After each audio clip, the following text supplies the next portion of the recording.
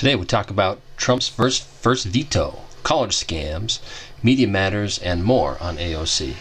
This is Matt Field, and this is Ditch Your Political Party Podcast.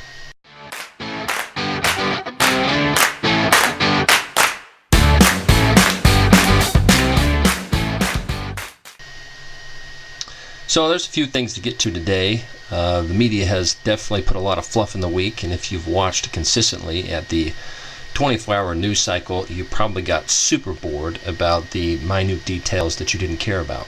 That's why we encourage you to listen to us, because we give you the facts and we don't muddle it with the politics. Again, our whole motto is to ditch your political podcast and think critically, because that is how you're going to determine the best result and best individuals for office. So, Trump did have his first veto.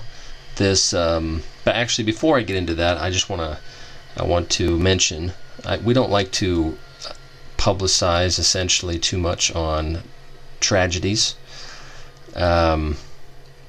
because we don't want to empower those that have committed those travesties. And so, but I did want to mention that our prayers go out to those in New Zealand.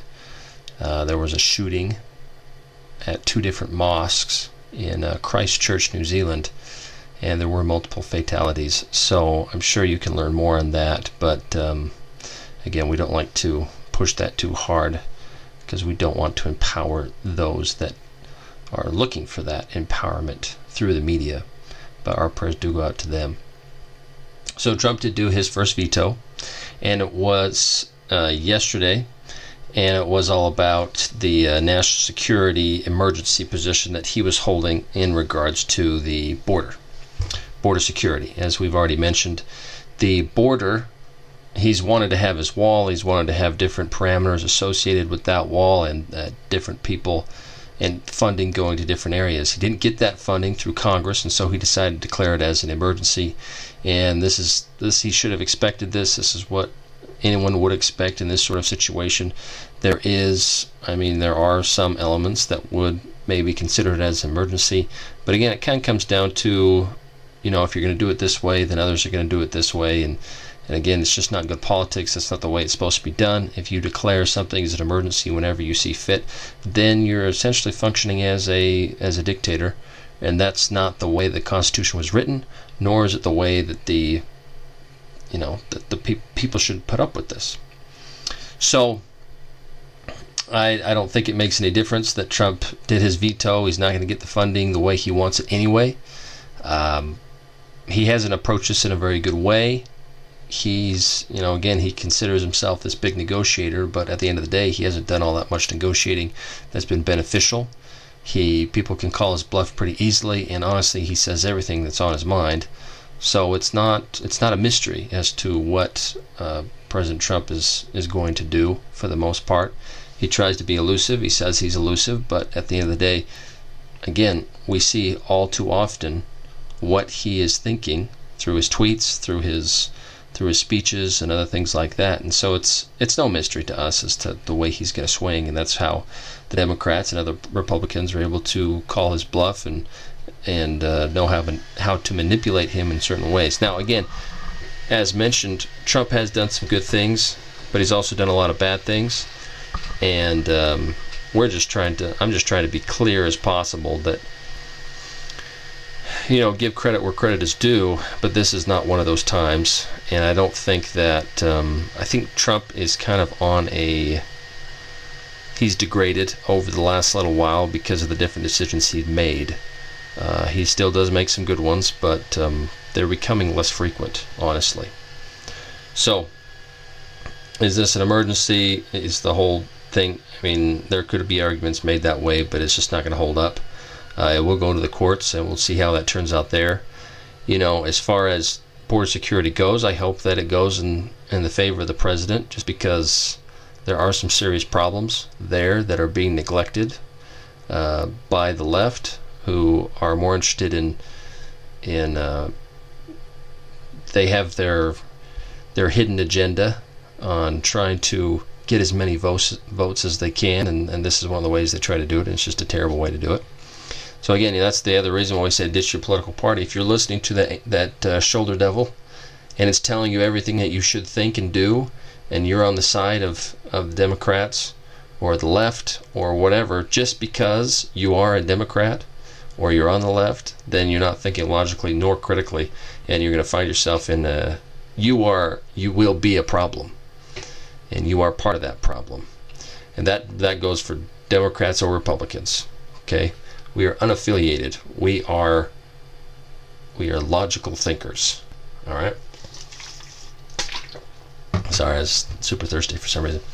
So Trump, it's taking his first veto, and that's interesting, but it is what it is, and we'll see how it all plays out in the courts.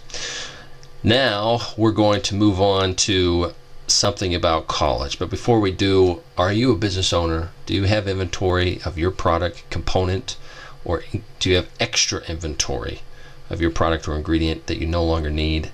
Are you dying to liquidate that inventory so you have cash that you need to invest more effectively in your business? Is it to the point where you could shut your doors? So we've talked about excess supply list before, and it's an extremely effective tool for those that have business, that have inventory. And if you are battling with surplus or excess inventory because you had a client that said they were going to place the order, you made the move, and then they backed out, you may find yourself sitting around, and it could be very detrimental to your business. So excess supply list is where you can list any excess inventory that you have for free. Okay, this is for free. There is no charge for you to make a membership. There's nothing like that. They monetize other ways through ads, but this is how you can get on there, and you can begin to publish your ads for free, so that you can get these different things sold and get that money back in your pocket. If you are an ad, if you'd like to advertise on the site, that is welcome as well. But if you would like to begin listing or advertising, go to excesssuppplylist.com and list your excess or surplus supply and get the cash back in your pocket. Again, that's excesssuppplylist.com. Again, excesssuppplylist.com. So the next bit here is kind of the fool's bomb area. This is talking about college scams. Now, why is it kind of a foolish type thing, and why does it matter all that much? Is because what has happened is there's been the 50 different people, along with coaches and other administrators, have been charged in these college scams. Now, I'm sure you've heard a little bit about it, but there are people paying between $50,000 to millions of dollars to be accepted to different types of universities. And and along the way, they've bribed several individuals in taking certain tests and doing these different things, and test proctors and again coaches and other administrators to make these things happen. And so it's kind of a great big web, and it's unusual. I find it extremely unusual that is the case, because when it comes to the education itself, you're already paying tons and tons of money for the education. And the only reason that people are paying for this education or to get into certain school is for the prestige. It's a social club that people can access, and the connections that they'll gain from that. Now, there's definitely some advantages, obviously, to attending college and meeting people there and establishing those connections for the future. But I mean, are you willing to pay $50,000 to millions of dollars for that? Why not just study a little harder and get into the classes that you need? But at the end of the day, when you are going to be, if you want to be successful, that's up to you. That's whether or not you're going to work. But yeah, there is a weird stigma about colleges, and I mean, nothing against my alma mater, but I'm not a huge fan of school. When I look back at the different things I learned at school, there isn't that much that I've retained, and basically it's the life experience is what I've retained the most. The tests that I crushed for, and even the ones that I didn't necessarily crush for, but I studied day after day after day, I really don't remember a lot that goes along with it. And there's been so much emphasis on colleges that they've neglected what is actually all that important. Education is important. Educating yourself, educating the people around you, your families, on how to function appropriately in life, how to function as maybe a business owner, how to function in your jobs.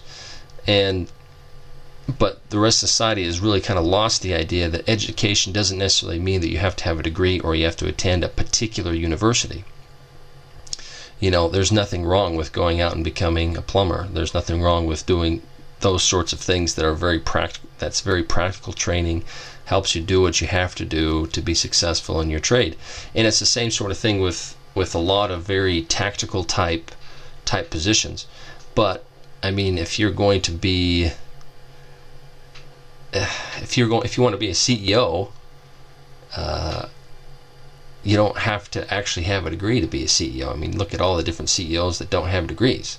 So, I mean, it's not the best route not to have a college degree, but what colleges have turned into is it's just a social club. It has nothing to do with some of them as much than it is about the education than it does about the social aspect and the connections and that sort of thing.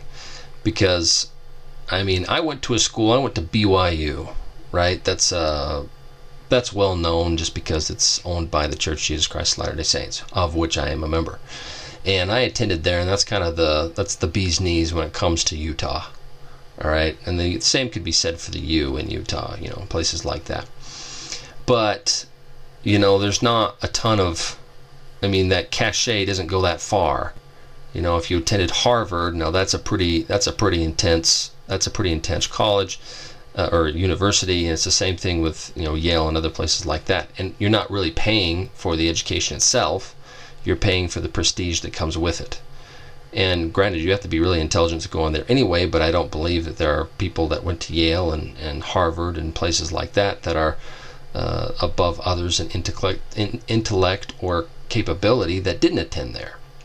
Really what you're getting when you get in those different places is the connections, and that's what's so silly about these college scams, is that it truly, I mean, they really lay it out, is that we don't really care whether or not my child is educated because we have the money to take care of them, particularly since if some of them are paying millions of dollars to get into a particular university, then they obviously could just put that in a trust fund and their kid would be fine for the rest of their lives. But again, the idea is the way others look upon you. Now, logically, if you are concerned constantly about the way that others think about you, then this is not the way to go. Logic is a science that deals with principles of validity and inference and demonstrates, a formal principle of reasoning. And this does not demonstrate that. So if you apply this in the extreme and all you do is care about what others think about you, then you're always going to be going from one side to the other. You're not an individual. You yourself are a big ball of blob, right? Of nothing, of matter that goes from place to place, morphing into whatever situation or for whatever individual that is in need. That is essentially what happens when you are always constantly worried about what others think of you. And this is exactly what is happening here. So I don't think that this is a logical route, obviously, nor is it I don't believe it's super moral if you're always concerned about what others think of you. And talking about what others think of you, Beto O'Rourke recently announced his presidency.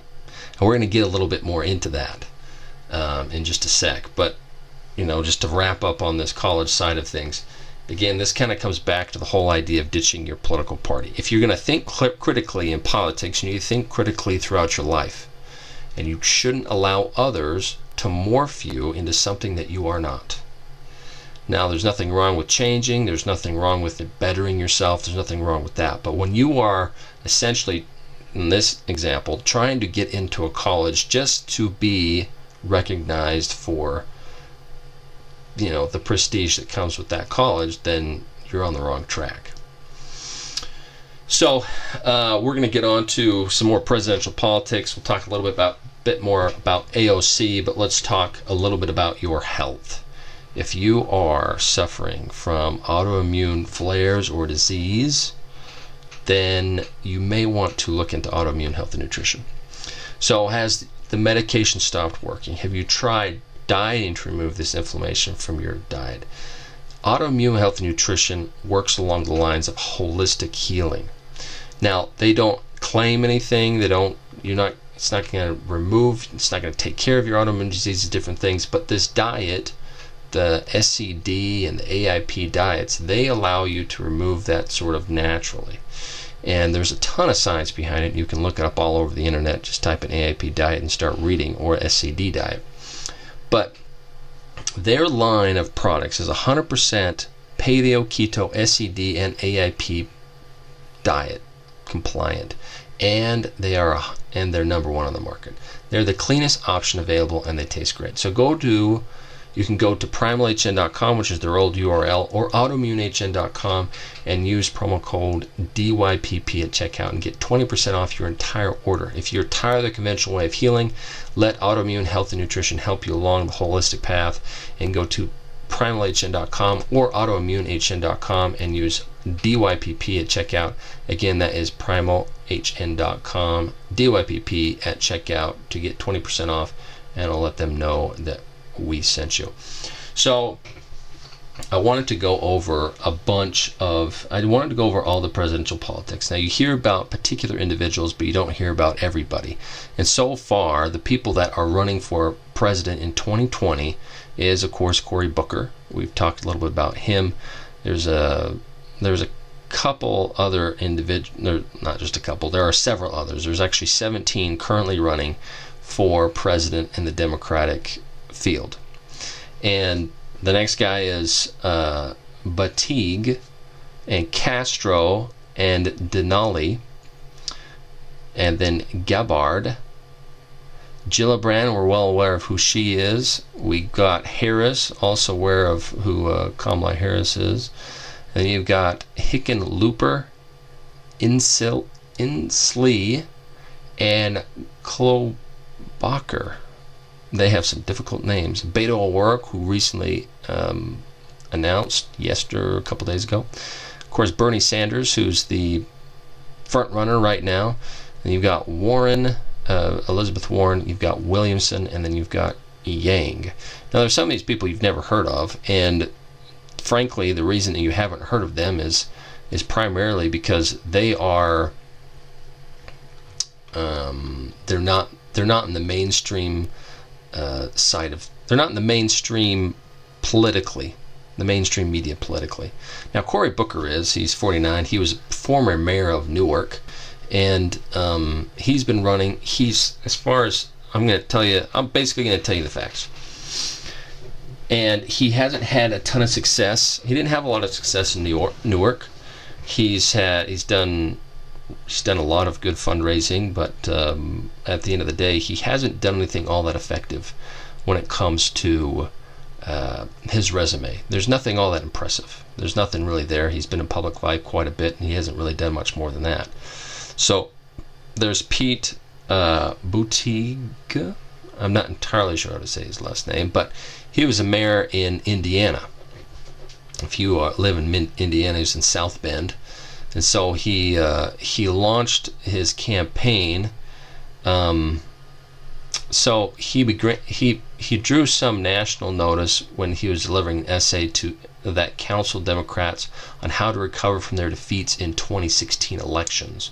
So I mean, it's kind of it's a long shot. He's a military veteran. I mean, he would probably play pretty well in the Republican field. And there's a lot more that you could learn about him, and he could be a good option, but I doubt he'll make it to any of the debates because you have to register at a certain amount in order to get there. Julian Castro, who was the former House Secretary and the former mayor of San Antonio, he opted out of challenging Ted Cruz for the Senate in 2018 midterm elections, but he was once a political rising star, according to New York Times. But basically, money is a big issue for the representative. He probably won't get out there all that much. Again, this is another reason why when I suggested that if there is a reform, an amendment passed that set term limits on Congress, that would have to include a reform on how how campaign finance laws function. Because there are people like Beto O'Rourke who has connections that can instantly get millions and millions of dollars. His father-in-law is a billionaire, so I mean it's pretty easy for him to get what he needs. Not to mention he's worth about $9 million, and so for someone like him, it's pretty instant. He can get in there right away. But someone like Julian Castro or some of these other guys, they don't have that option. They don't have that ability unless they get the media attention. If you don't get the media attention, it doesn't matter. And so, but if you reform those different laws to where you limit the amount of spending that can take place, then it forces the American people to think critically and to think more along the lines of how they can be more effective. So there's another man named John Denali. He's 55 years old. He's a former congressman of Maryland, and he was a businessman. He calls himself a pragmatic idealist, and he's been running aggressively since 2017. I haven't seen all that much about him, but he is what you call a bipartisan problem solver, and he could, honestly, I think he could be a good option for president, but there's a lot more information. But he's someone that does endorse things like universal health care, which I do not agree with. So then there's Tulsi Gabbard, who is 37. She's a congresswoman from Hawaii. She was an Army National Guard veteran, and she supported Bernie Sanders in 2016, and that tells me enough about her, honestly. If you support Bernie, then I mean then basically you want to flush the United States down the toilet.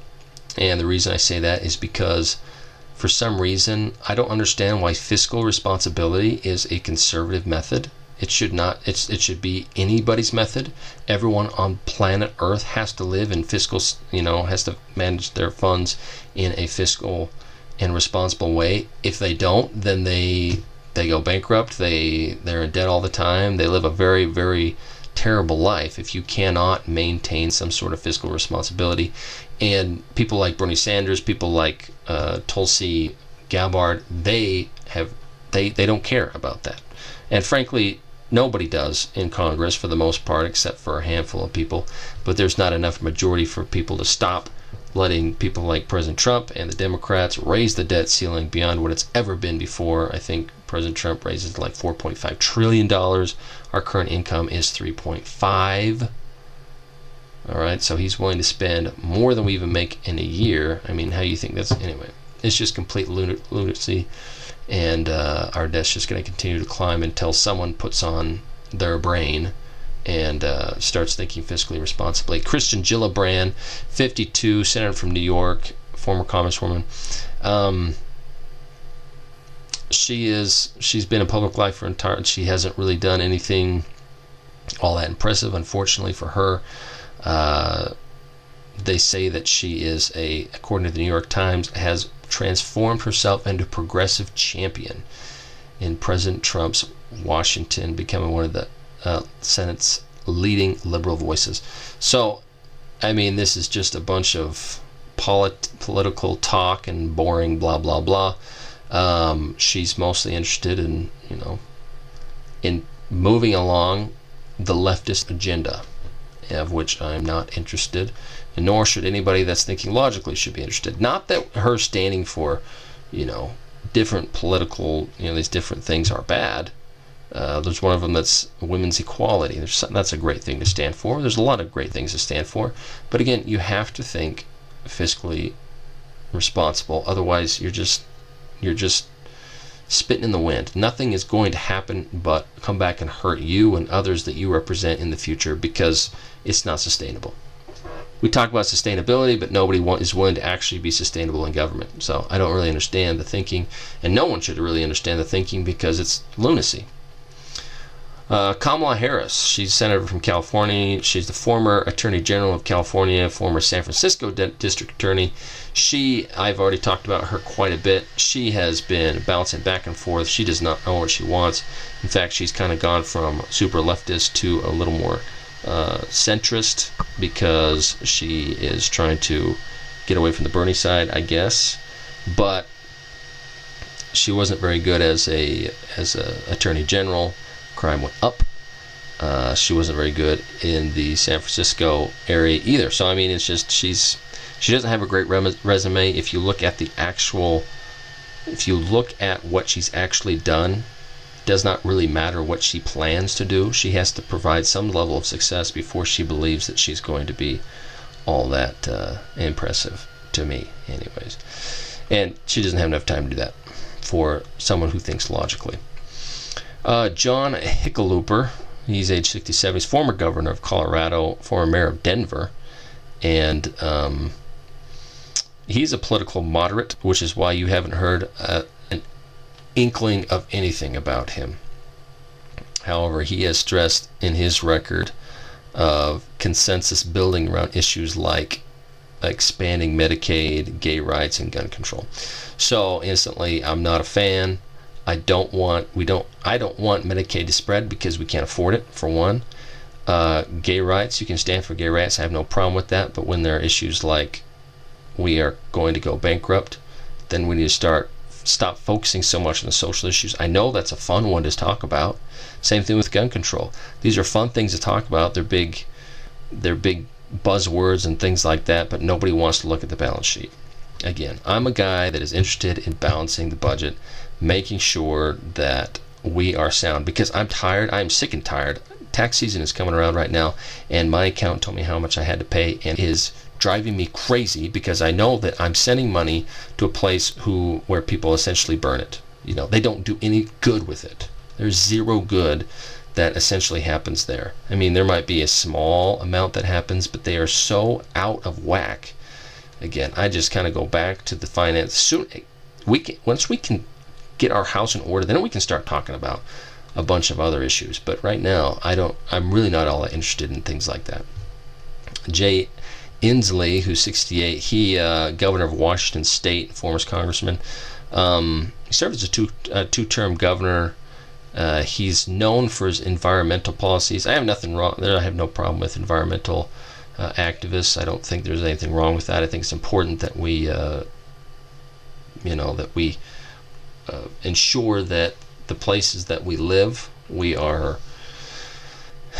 treating it effectively, we're treating it appropriately. However, most of the time, in an effort to win votes or in an effort to become more popular, most people on the green energy side of things, they overdo it. And this has to be a slow transition. I know everyone wants to. There's a lot of people on the left that want to immediately cut off, people like AOC who want to immediately cut off all cars. They don't want to use any more fossil fuels. But it's not possible. That just doesn't make any sense. There's no sense there. And so what we have to do is we have to take a good approach. I think solar is great, has to be more effective. I think it'll continue to grow. There's a lot of different things that companies are doing to actually transmit, I don't know the exact word, but it's basically they're transmitting energy, electricity through like a radio wave almost. So it charges your phone, and that sort of thing I think will become more and more popular, or it'll become more sophisticated and they could charge the batteries constantly in your car, in your computer, in your whatever, and that could all be done through solar up in space, and they just shoot it down to you. So I mean, there's a lot of really good things that are moving forward, but it's a matter of it's going to take time, and I think if people are patient, they don't try and push things and spend loads of money where it doesn't need to be spent, then things will kind of take care of themselves, because who doesn't want to be in the energy business anyway? Let's be real. Amy Klobuchar, I don't know if I said that right, and I'm sorry if I didn't, but she is 58. She's a senator from Minnesota. Oh yes, we talked a little bit about her. She's got kind of a bad rap from her from her staffers. She doesn't treat them well. She has a high turnover rate. In my opinion, if you don't treat people well that work closely with you, then I don't understand how on earth you're going to treat the people that you don't ever see very well. She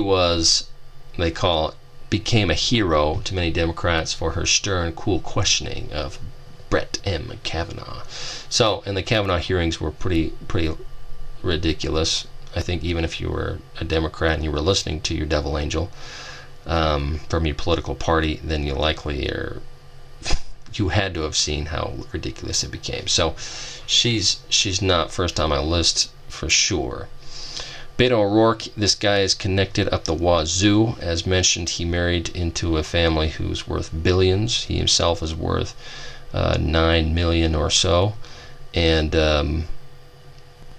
he's been given pretty much everything in life. I don't mean to put that in a bad light, but the only reason I say that, there's nothing wrong to come from privilege. There's nothing right at all. It depends on how you decide to use it, right? The part that bothers me is he comes from privilege, but he acts like he's just like everybody else, when nobody is like him. I mean, there's very few that have grown up like him. He was in the first, he's in 1% pretty quickly. And anyway, he's basically, he's just a celebrity. Let's just be real. In fact, I think it even says in the New York Times that he's a celebrity of Democratic politics. And if you elect your celebrities, right? I know that happened in California. It was very easy to elect the governor because he was already huge. He's name recognition. But we don't elect our celebrities. We elect people that should have a very good track record, who have actually done some very, very good things in their past and have been effective, and they've maybe been in government a little bit, but they've also been in the private sector. You can't have people that are just coming out of government and going back into government. We don't need that. We need real people that are willing to serve for a period of time, but then go home and live. It wasn't intended to have these forever politicians. In fact, back in the olden days, saying, the 1800s and stuff, people that went into public office, they went in rich people and they came out paupers. And that was just because they spent so much time working for the people.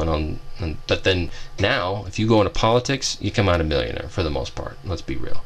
And basically everything's taken care of. And I mean, even when they passed Obamacare, they wanted to exempt themselves from it, which again is just silliness.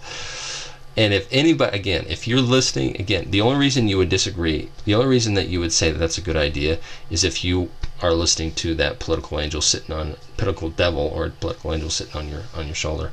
And you shouldn't. You got to let yourself think logically. So Bernie Sanders, we've already talked a lot about him. He is a self-described socialist. Let's be real. He wants Medicare for all, free college tuition, and he wants to basically get rid of billionaires to one extent or another, which basically his entire platform I disagree with entirely. I don't think there's really anything that I agree with. The only thing that I've agreed with recently was because when he started to call out his heritage a little bit more and talked about how we needed to live in a meritocracy. But I think the only reason he was saying that was because he had all these other people that were ethnically interesting, or they had the race on their side, or the intersectional politics. He was trying to play that card to one degree or another just because he knew what he was going against. But right now he's the front runner, so I don't think he really needs to worry about it. There are tons and tons of people that are following him, and there's others that have said if they drop out, they're going to go with Bernie. And there's a lot of stories. I would not be surprised. I honestly would not be surprised if Bernie Sanders went up against Donald Trump. Seriously. That's crazy. That is completely crazy, obviously, but that is likely what will happen. That's kind of my tentative prediction. I mean, we still have a lot to go, but as of right now, that's probably what would happen. And talk about never wanting to vote for either of them. Then we got Elizabeth Warren. She was one of the first, well, not one of the first, but one of the bigger names to announce initially. She's pretty much fizzled out. Again, I don't agree with anything. And anyone that is thinking logically shouldn't really agree with a lot of these different things. Income inequality, that was recently debunked by Google, who then tried to go back and take those results because most of their women were making more than most of their men, which is funny. Anyway, and she feels like the middle class is under attack by big corporations and political corruption. I think that's funny because she is a politician, and yes, I definitely agree with political corruption. And maybe middle class, to one degree or another, is under attack by some big corporations, but that's because they're in bed with politicians. And let's be real, if there's anybody that's really being attacked right now that is on full display are the rich, right? Now, some of them deserve it, some of them do not. Some of them have just been hard workers their whole life, and they came out on top, and they should receive that reward. But she is, nothing's really going to happen with Elizabeth Warren. Let's be real. She's not really been very. She says it's time for women to go to Washington and fix our broken government. She's been in government forever. She was at Harvard for a while, but she's been in government for a good long time. And if you can't fix it there, then what difference do you think it's going to make if you're president? I don't know. The president is not a dictator. He can't just go in and do whatever he wants, and that's what makes me nervous when people say stuff like that. Especially if they've been in government, they have been in the legislative branch where you can make just as much change as possible. Now, if you have like-minded people in there, and you can do a lot of good or a lot of bad, and they've done a lot of bad so far, unfortunately. So Marianne Williamson, she's 66. She is a self-help author, and she's called herself a New Age lecturer. Basically, what she's done is she's done a lot of books. She ran for Congress as an independent in 2014 and lost. And she's all about. She likes the gay rights. Actually, very specifically, rights for gay men with AIDS. And she founded a charity on that, and I think that's admirable. Helping people with AIDS. Again, I think we mentioned last week, but HIV, they've been able to tone that down. They've been able to cure that for the second time. She has proposed $100 billion in reparations for slavery, with $10 billion to be distributed annually over a decade for economics and education projects. I think that's silly. How much longer do people have to pay for slavery? Slavery was bad, obviously. There was a civil war over it. A lot of blood was spilt. Some of them, and many of them, were not of African American descent. And I mean, the very fact that people continue to bring up slavery, the very fact that people continue to bring up racism so frequently, it's a crutch. It's frankly just a crutch. And if you cannot see past someone's race, or you can't see past some quote-unquote discrimination that takes place, then that's on you. All right. There are things to be. It's okay to be. It's okay to recognize racism when racism happens, but when you're finding racism and you're taking that to the paper and you're doing all these different things, it just becomes aggravated, and bad things can happen from that, as we've seen with Black Lives Matter, as we've seen with other political organizations that aren't. They're motivated by hate more so than by. If you want to solve different issues on race, and there's something that can institutionally be solved from that, then go do it. If something seriously happens where someone is discriminated against or harmed or whatever, then go take care of it. But you have to look at things as a problem-solving aspect. How do you come up with $100 billion in reparations for slavery? I don't know where you come up with that number. How did she come up with it? I don't know. That's just what she proposed, probably off the cuff, and now that's become one of her signature issues. But you're not going to see anything on Marianne Williamson anyway. So, Andrew Yang, he's a former tech executive who founded economic development nonprofit. Kind of running a long shot campaign is what they've kind of said. He's been running for a little while, but I haven't heard anything on him. And this is actually the first time I've read anything on him. But he's drawn some media attention from highlighting tech issues like robotics and artificial intelligence, which is moving full force ahead. I don't know. And obviously that's not, again, it kind of comes back to what people are focused on, and people aren't focused on things like that. People don't care about the budget. People don't care about, I think people care that legislators have been in office for far too long, but they don't do anything about it.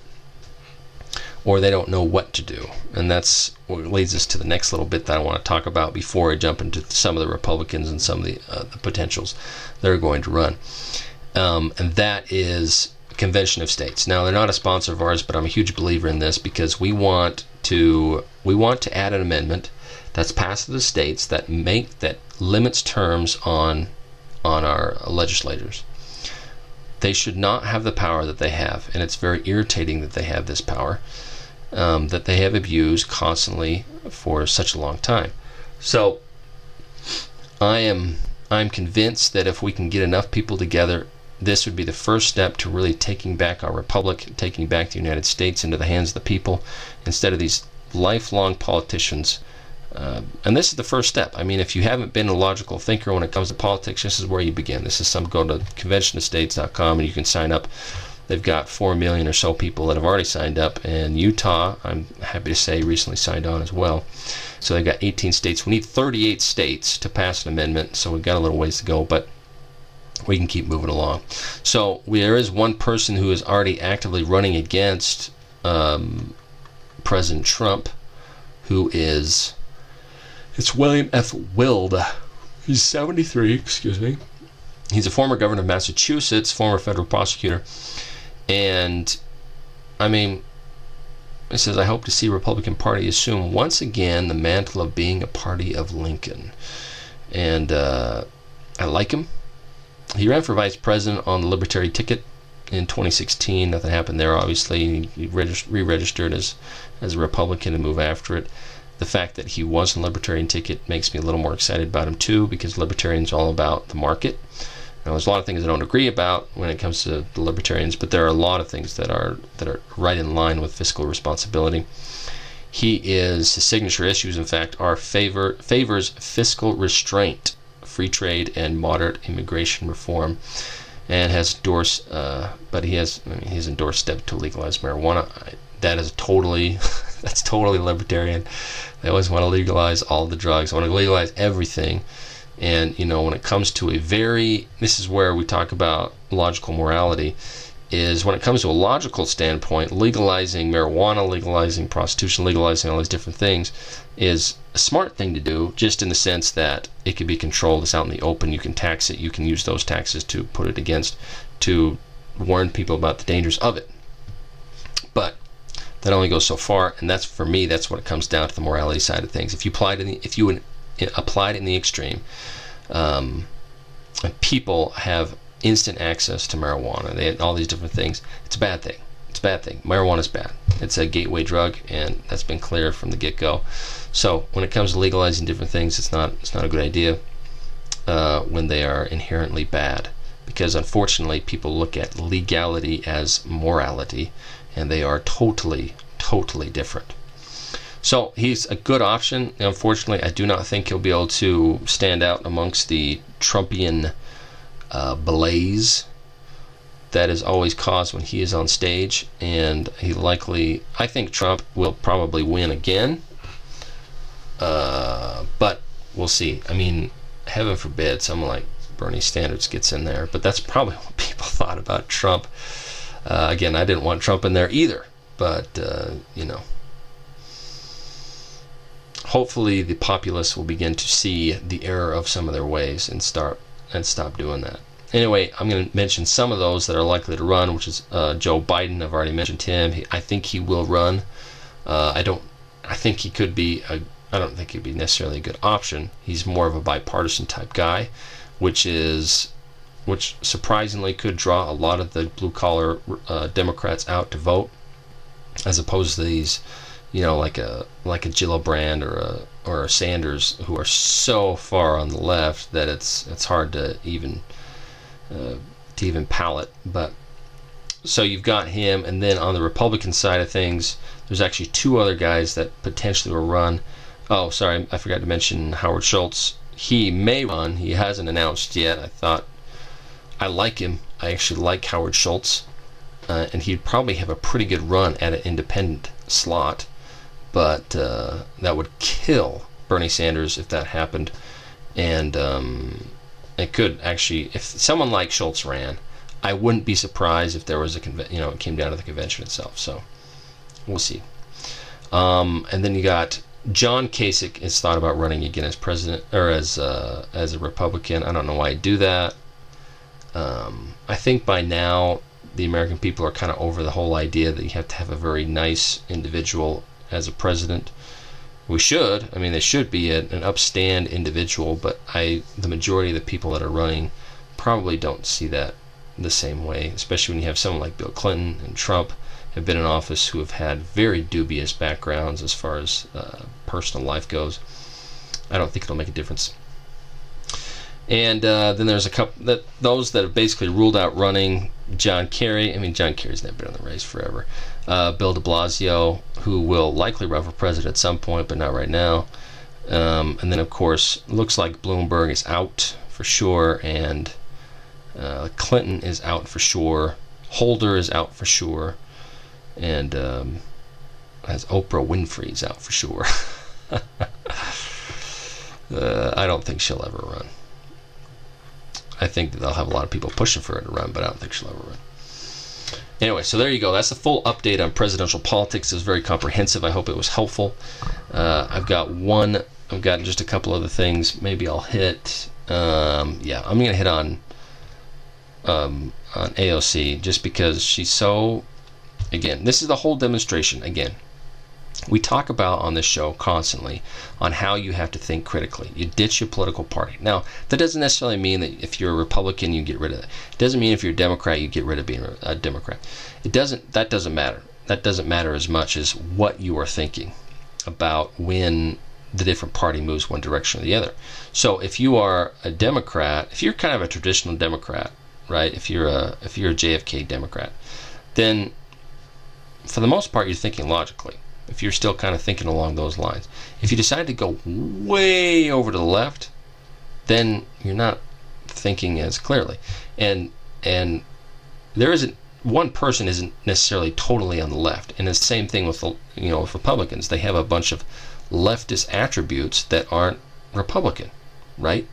I mean, if the Republicans have been running, they ran the business for 2 years straight before the Democrats came back in. But they ran the business for all three branches of the government. Well, sorry, excuse me, not three branches, but the executive branch and the legislative branch. They were running it all. And what happened? Nothing happened with spending. Nothing miraculous happened with really anything. That's what's so weird. Is they promised the wall, they promised all these different things, and there were some good things that did happen. But what actually happened? I mean, there wasn't all that much that happened, and by design, that's kind of the way it works. But also at the same time, there's a lot of things they could have moved through the House and through the Senate and up to the President, had it signed into law and gotten things taken care of, or repealed a bunch of different things. I'm a big fan of repealing. If there was a politician that went and said, "I'm just going to go and repeal and not pass on laws unless I find it entirely necessary," but that will be very, very difficult. I'd be very interested in that. But again, that kind of comes back to the whole idea that these people have to actually follow through with what they're doing, and they have to represent themselves entirely. And that's why logical thinking is so important. That's why sometimes we pick on AOC, because AOC was elected because she had a D next to her name, and she looks okay. And if your parameters are, hey, they're good looking, and they're also Democrat, and that's pretty cool right now, so we're going to do that. Okay? That is the dumbest reason to vote for somebody. And Alexandria Ocasio-Cortez has not done very well in her life, nor has she done very well right now. And it's weird that she recently had a line of questioning that just blows my mind. She was questioning Wells Fargo, and there's nothing wrong with, there'd be some government oversight on people like Wells Fargo who actually actively were doing some pretty illegal things with making, kind of phantom accounts to benefit themselves. So the Wells Fargo guy came in and they were talking to them, and she was trying to pin on ICE border control. They had funded certain portion or lent money to certain companies that provided holding facilities for people that had crossed the border illegally. And so she asked if Wells Fargo should be held responsible for caging children. And okay, so let's get this straight. You lend somebody money to enforce the law. Okay? And well, frankly, they lent the money probably based on credit options and things like that, and the money they're going to make, and there probably wasn't a big deal about the entire thing. And they didn't see any political issue with it, and so they made it happen. So the issue is so this belief can be carried into so many different things. Okay, so if you decide to rent a car, or not rent a car, but buy a car, and you take a loan out from Wells Fargo to buy said car. And just so happens that you had too much to drink, and you went driving, and you're driving drunk, and you ran into, you got pulled over for driving drunk. Maybe you ran into another car. Maybe they were injured or something like that, or worse, right? Wells Fargo is now going to be held accountable for that action because you were driving a car. The different things that could take place with this scenario that she's laid out is infinite. So basically anyone can be held accountable for pretty much anything if they're involved in the slightest way, right? And so that's just silly. It's the same thing with, they financed portions of the pipeline, and she wanted to say if they were responsible for anyone that felt the effects of the various aspects that happened with the pipeline. Anyway, again, a bunch of garbage, and we should be able to see garbage when we hear garbage, and we need to stop protecting people like AOC or protecting Donald Trump or protecting any particular politician when they say something that's inappropriate or is out of line. We shouldn't be here to save them. Okay, and that happens a lot with Trump, honestly.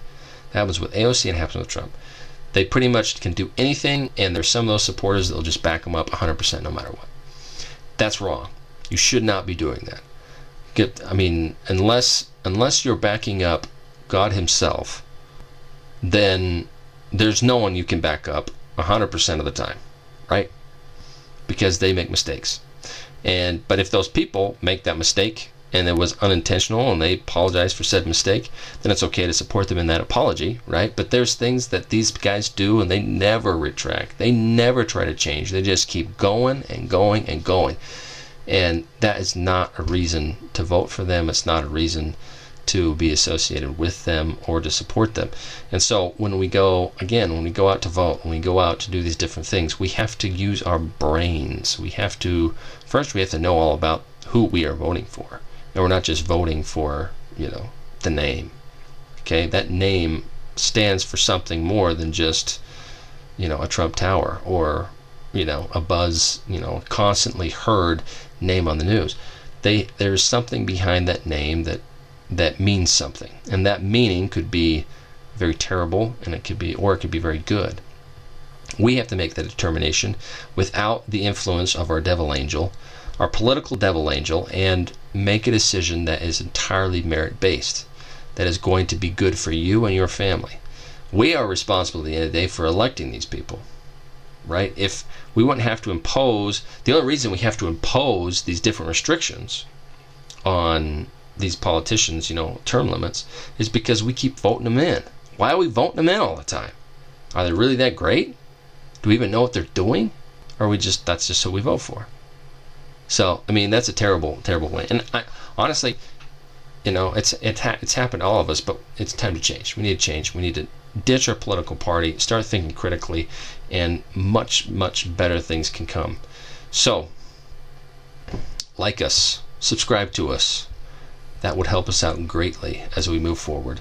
A lot of times people ask, what can we do to help? We like what you're doing. That's exactly what you can do. Subscribe. When you subscribe, you allow us to continue doing things like this. It funds our ability to be more and more successful in this aspect and helping people think critically, regardless of what party you're in, and vote for the person that makes most sense. Or do whatever else is most logical. Again, like us, subscribe. Thanks a lot, guys.